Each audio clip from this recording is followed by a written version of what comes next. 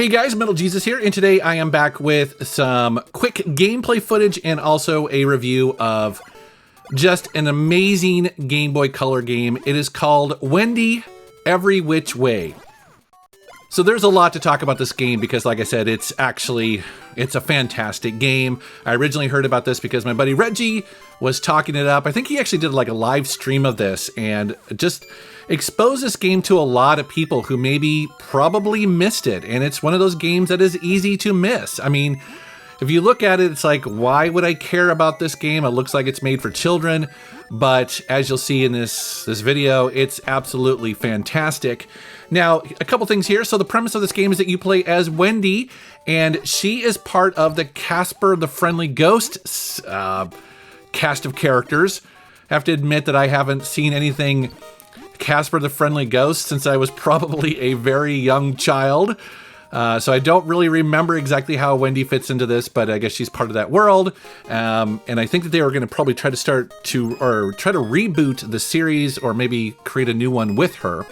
However, as you can see here, the main gimmick with this game is that it is a 2D platformer, but she can adjust gravity on the fly. So the story goes that she opened up, I think, her aunt's box of magic or something like that, and basically affected the gravity within this house. And so now she has to go through and collect things. It's your typical 2D platformer, but again, it has this mechanic where you are constantly flipping gravity, and that's the beauty of this game. Once you get the hang of it, this game is so much fun. Now, admittedly, this is not the first time that we have seen this mechanic. It basically was done extremely well on the original NES in a game called Metal Storm. I think that's the game that really made it popular for a lot of people, and that is a fantastic game. And supposedly, WayForward, who is the developer of this game, took inspiration from that game to make this one. And you can totally see that. And speaking of which, I mentioned this is developed by WayForward, and you can totally tell WayForward is a developer that consistently over the decades has put out just really high quality platforming games like this. Now, if you're not familiar with WayForward, you've probably played some of their other games, and they've got way too many of them here to try to list, but I'll try to hit some of the highlights here, including the Shantae series. That's a game that also got its start on the Game Boy Color and really got a reputation on there of just being an excellent game, and I love how they've brought that series back. But they also did another game on the Game Boy Advance I really like called Sigma Star Saga. That's a total hidden gem there. If you know about that game, you love it, but not many people do. They also did Contra 4 on the Nintendo DS. They also did the reboot of A Boy and His Blob. That was the game that came out on the Wii and also the PlayStation 3. They also did Aliens Infestation on the Nintendo DS, as well as Mighty Switch Force on the Nintendo 3DS. And it just goes on and on and on. Actually, if you look at the Wikipedia page for the games that they've released, a lot of them you might not be familiar with, but trust me, in general, they're all extremely well made. Now, we're getting to a part of the game here which I think is pretty cool because this was a total surprise. In addition to 2D platforming, it also has these horizontal shooter bonus levels. And again, this is just WayForward doing what they do best. They are one of those developers that consistently just surprises you.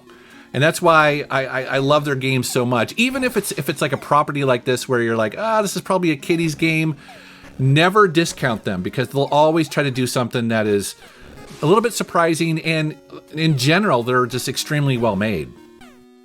Now, I should probably mention that I'm capturing this footage using the brand new Analogue Pocket. That is the new FPGA-based Game Boy Color, and Game Boy Advance clone system that came out fairly recently. So it's running, actually this game is running on an EverDrive. I'll explain why in a second here. And then through the Analogue Pocket, and then outputting to their dock. So they have a dock that's optional, and then I'm capturing it via my Elgato game capture.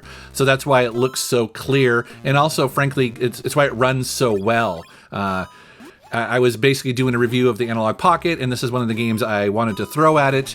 I believe it's a fairly late release, and so It's one of those games where not a lot of people think to test with it, and it's just a joy. You know, if you're going to be playing games and testing on a new system, it's always fun to play games that you haven't picked up in a while. But I did mention that it's running on an EverDrive, and the reason for that is because I have not been able to find a reasonably priced copy of this game. It is extremely expensive. So as of the making of this video, a loose cartridge copy of this would go for usually over $150 just for the cartridge.